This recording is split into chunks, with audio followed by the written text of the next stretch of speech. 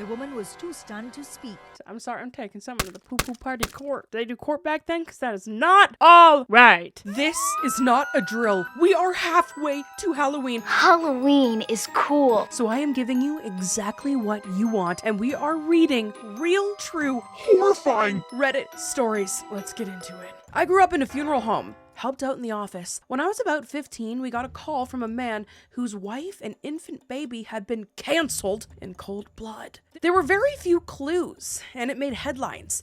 Cops set up surveillance at the viewing. It was heartbreaking as the mother was holding the baby in her arms. Oh, I always hear that. I always hear from funeral people that babies are the hardest. If I died in childbirth, I'd want my baby in my arms too.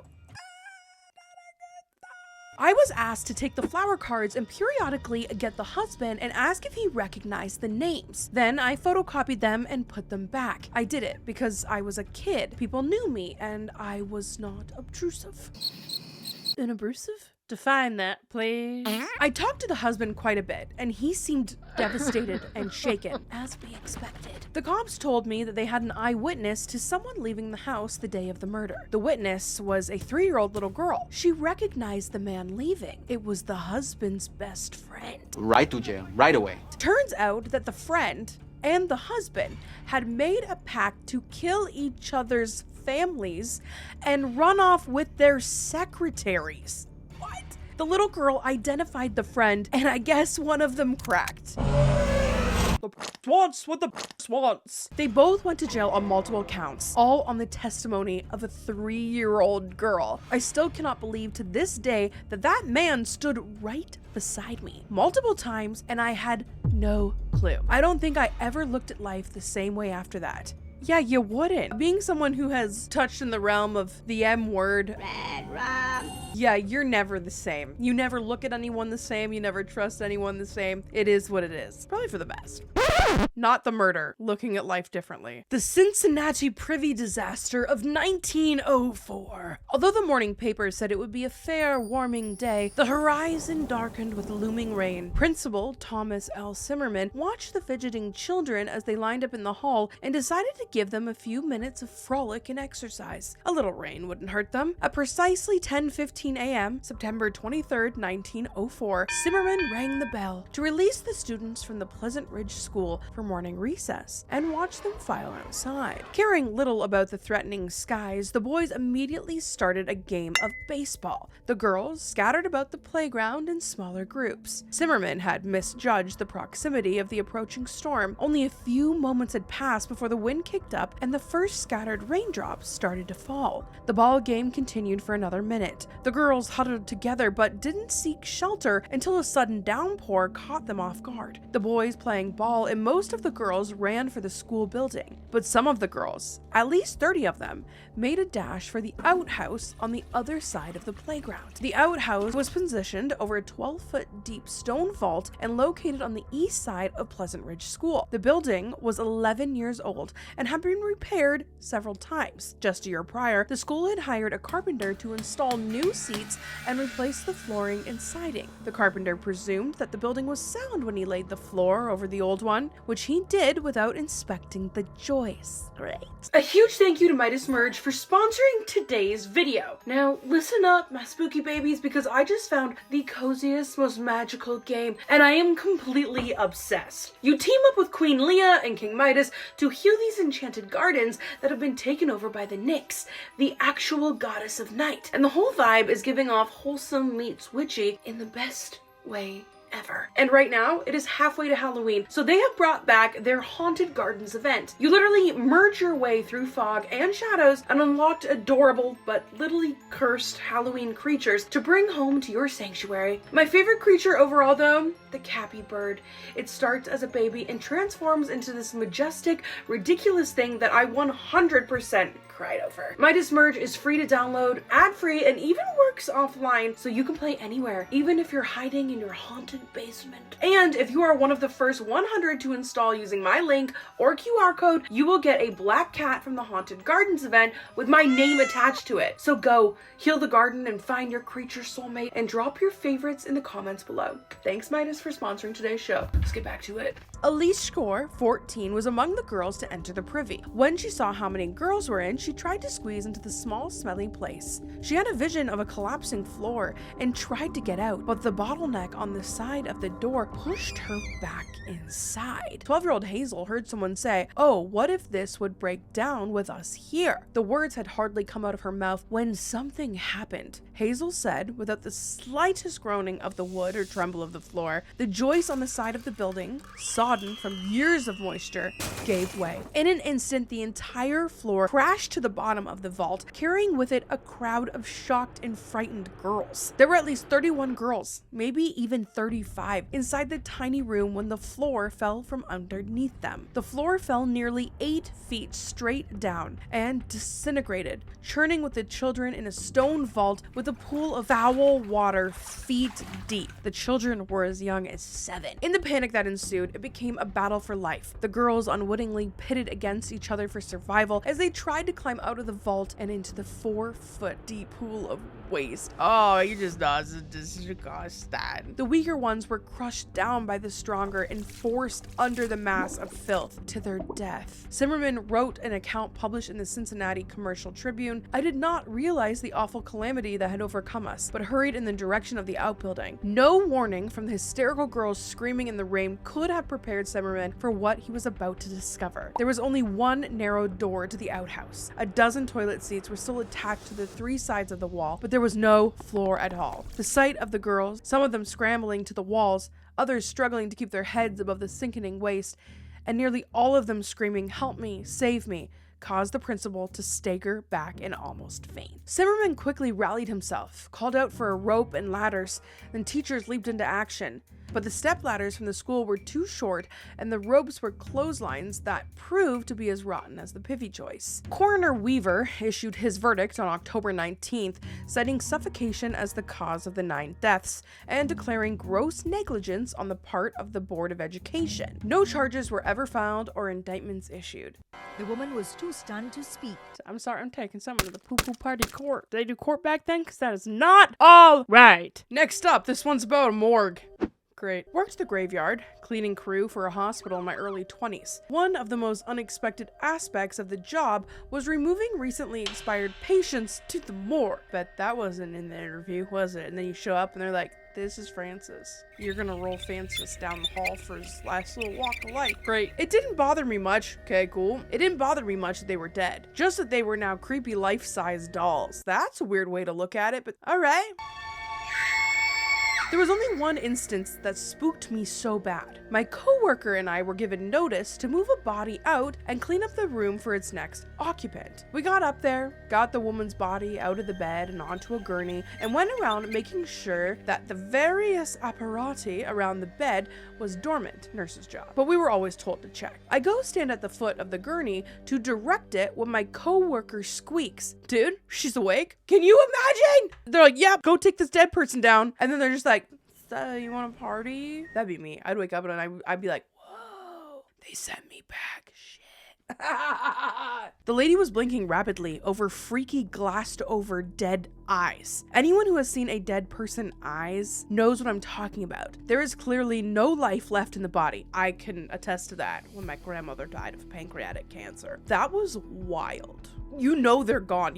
In that moment, you're like, we are meat sacks. We both freaked out and screamed for the nurses who came running. They called a code whatever, thinking she might be waking up. My coworker and I just backed up, flattened ourselves against the windows, and watched the ruckus. Amen. The woman was stone dead. No breathing, no heartbeat, no brain activity, nada. None of the nurses or the doctor could tell us why the woman was blinking several hours post-mortem. I'm wondering if it's some kind of rigor mortis, some kind of nerve thing in the body, but that's weird. Other than that, nothing weird has ever happened, except for feeling like a bad person because I was amused by a cardiac patient who passed away from the effort of self-tickling. I would have went home, I would have been like, I need to go home because I need to process what just happened, because that just opens a lot of questions about life and death. Great, sounds fun. Am I an asshole for being angry that my roommate was sleeping under my bed for months without telling me? I'm just gonna say no. Immediately, you're not an asshole. That's He's an asshole. That's weird. Okay. I, 24 male, have lived with my roommate Coral, 24 male, for 2 years. A few months into rooming with him, he told me he was pansexual. I said, okay, cool. I am not interested in that personal information, nor am I judgmental. I said, all right.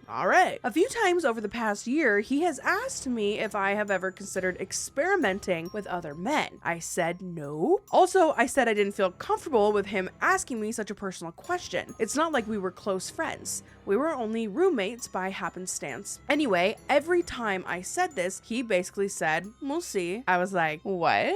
Anyways, last night I had such a horrifying experience. I heard a noise under my bed. It was a movement. At first, I thought it was imagining things, but then I heard it again. I thought, oh God, it is a mouse or a rat or some shit. My God, this was like 3 a.m. So I got out of bed and I looked under my bed with my phone flashlight. Now, this was the most startling moment of my life. There under my bed was my roommate staring wide-eyed at me, and he screeched when I looked under the bed. No! No!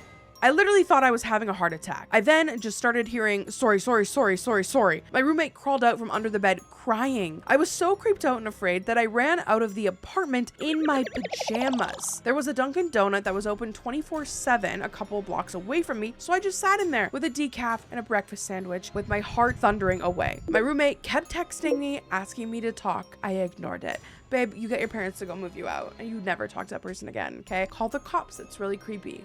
I don't know. Would you call the cops? Would you call the cops? In the text, he found a way to horrify me even further. He confessed that he had been sleeping under my bed for a few nights a week for 3 or 4 months, and that he was doing it to get closer to me and physically saturate each other. What the fuck? One night you see me and you get scared. I mean, well, what about all the other nights when you don't see me, huh?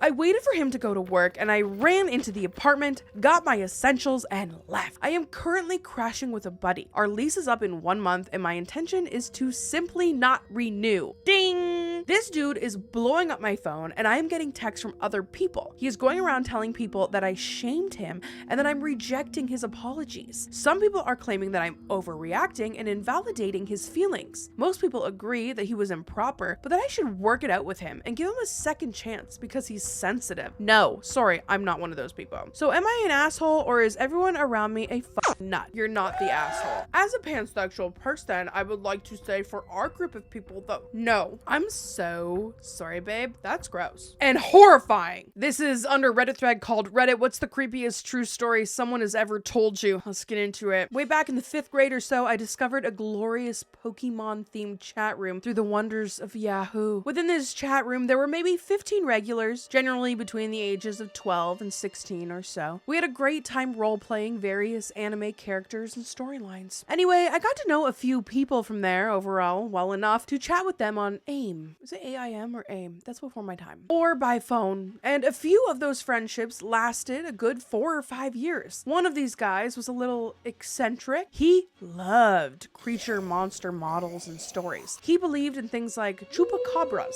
which I thought was silly, but didn't really care. He lived out in the boonies in some Midwestern state. After getting to know him pretty well and having a good 100 hours of phone conversations over the years, he finally revealed this lovely story. Here we go.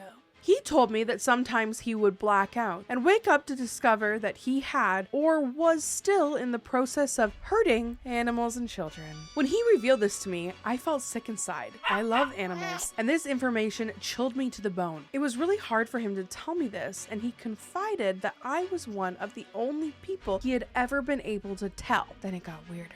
How does it get weirder? Someone in his family, or maybe a family friend, decided that he must be possessed by a demon, and that they had to perform an exorcism. They did it at night, of course, in a dark room lit by candles, and he was tied to the bed because they didn't know how the demon would react. I could hear his voice quivering because he was so emotional and terrified at this part of the story. He said that they heard something hit the floor under the bed when the demon left his body. Then something scrabbled across the floor and out of the room into the darkness, leaving claw marks on the wood floor. He was totally and completely serious about this and how it cured him and he didn't hurt things anymore. As any sane person would do, I noped the fuck right out of that situation. Yay, men! I'm glad you noped out of that. I'm really gonna hope that this is someone just trolling you on the internet because I just don't want to believe that they were doing anything like that. I just don't want to. How could you do that? My HIV story. What? I was on a trip on my first commercial flight to visit my girlfriend and I didn't feel well. Once I got off the plane, I made it to the hotel and had bouts of nausea and diarrhea for a few days straight when I finally decided to go to a hospital. Baby, that's my everyday. After waiting hours, I was let into a room, and sometime later, a woman wearing a mask and gloves entered. "Please leave the room," she told my girlfriend. Let's call her Beatrice. "No, she can stay, it's okay," I said. The doctor still hadn't looked at me, but looked back to Beatrice. "I think you should leave." I looked to Beatrice and said, "Can you please wait outside?" Right as the doctor closed the door, the doctor said, "You have HIV." My mind instantly started racing, trying to problem solve. "I can't have AIDS. I got tested before being with Beatrice. I was clean," I said. The doctor again, "You have HIV," while avoiding eye contact. I looked at my palms for the first time in my life. They were sweating, really sweating. I said again, "I can't. I've been tested." The doctor flipped a page and asked my name, which I responded. And finally, the doctor's contact made eyes with my own. "I am so sorry, I have the wrong chart. You have strep throat and laryngitis." I remember the world ending and then feeling the most relief I've ever experienced in my life. When I told Beatrice the whole story, she awkwardly laughed and said, "But you don't have AIDS, right?" To this day, when I tell people what happened, a good portion say, "But you don't have AIDS, right?" A whole lot of fucking nope. A terrifying but true story I experienced when I was 12. I moved to my dad's when I was 10 and didn't know anyone in the area except for the family my dad's was friends with, a single mom with 3 kids. Luckily, there was a girl a couple years older than me, and we got to know each other a little over a couple years. We weren't close, but ended up having the same friends. One night, my friend Rob was hanging out with her and her younger brother. They happened to be in the house alone because my friend's mom was at work, which is where this gets terrifying and sad. Her mother had been helping this one lady through her work and had gotten to know her fairly well. She found out her sister was in a mental institution and was let out recently. The night Rob was hanging out with my friend, they got a knock on the door. My friend thought it was just their mom. She knocks a certain way when coming in and answered it without thinking. Rob wasn't supposed to be there and he took off through the window to his house down the road. He never thought about it twice. It wasn't her mom. It was the sister of the lady her mom was helping. And she figured out through talking to her sister where the family lived and her mom's working schedule. She came in, and this is where I don't know details, but I'm glad I don't. My friend's younger brother got away to the neighbors to call the police. The lady brutally canceled my friend a week from Christmas, decapitated her and left her body, new kid, in the bathtub and hit her head. They had to look through the presents, and I don't know where they found it, but they did. I was not allowed to go to her funeral. That reminds me of the movie The Visit. If you're ever wondering what movie scared me the most, The Visit. I don't know what it is about creepy old people, but we're all gonna be one. Oh, I'm definitely gonna be a creepy old person. I can't wait for that. That's horrifying. Oh, another school one. Great. In 3rd grade, I had this strange short teacher named Mrs. Todd. She was always super nice to me in class. She'd always call on me to do the activities first, compliment me whenever I did anything, and was generally just very positive towards me. At the time, I thought she was perhaps my favorite person in the world. I remember even telling my mother about how much I loved Mrs. Todd. Anyways, one day, I sat down at my desk and opened it up to put crap in it, when shockingly I saw there was a Victoria's Secret magazine sitting in the pull-out drawer. The kid sitting next to me noticed how shocked I was. I thought I was going to get in trouble, and we started talking about how it might have gotten in there. Almost immediately, Mrs. Todd walks up and asks, "What have you got there?" I was seriously confused, and I told her it was just sitting in my desk when I got there this morning. Well, she looks at me and tells me that the kid sitting next to me must have put it in there. She kept repeating that statement over and over again, both to him and me, until I finally admitted that I guess he must have put it in there. Maybe a few days after that, she approached me after class to tell me about this special field trip I could go on if I kept doing well in class. It would be a trip with just her and I to the Gulf of Mexico for the weekend. I remember being really excited about it at the time. However, suddenly she got replaced at school and we got this new teacher that didn't like me as much. I was so heartbroken at the time. It's not until many years later I realized how fucked up that situation was, and it scares me thinking about it. Your teacher was grooming you. Welcome to the grooming session. Very, very glad nothing bad happened. So sorry. Well, guys, definitely gonna sleep a little weirder tonight. Be real thankful that I've made my world about this big and I have 7 people that I like in it. If you guys like me reading these Reddit stories, please make sure to tell me down in the comments below what kind of Reddit stories you want me to read, or send me links to them. I love that too. And don't forget to check out Midas Merge. It's gonna be a weird night and I'm really freaking excited about it. Not sleeping and thinking about all of these forever. Bye!